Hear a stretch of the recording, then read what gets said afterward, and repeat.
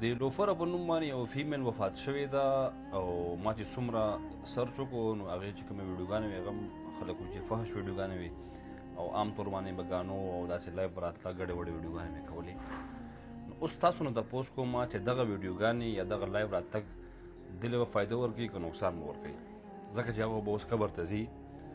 نو خامخا دې له به نقصان ځکه ورکوي چې د دې ټولې ویډیوګانې هغه په ګانو باندې وي، دې نه علاوه فحش ویډیوګانې کولې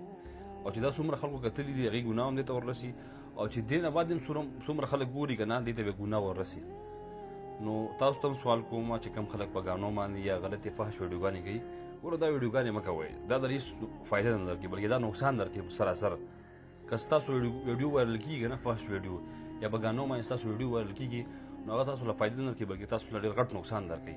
او تاسو څه وایئ چې یاره موږ به همیشه دپاره ژوندي یو، موږ له به مرګ نه راځي،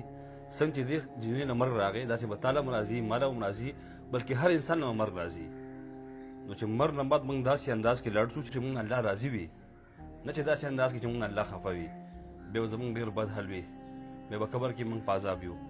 او دغه شانتې آخرت کې هم موږ په عذاب یو. دې د وجې نه دغه فحش ویډیوګانې مه کوئ، غلطې څیزونه مه کوئ او خلک هم نیکو طرف ته رابلئ او خپل هم نیکي کوئ، نو دا به ستاسو دنیا هم ښایسته کړي آخرت به هم ښایسته کړي. دغه ورکوړو شان پیغام و ملګرو سره هم شیر کړئ چې خلک پرې عمل وکړي او دغه غلطو او فحش ویډیوګانو نه ځان منع کړي.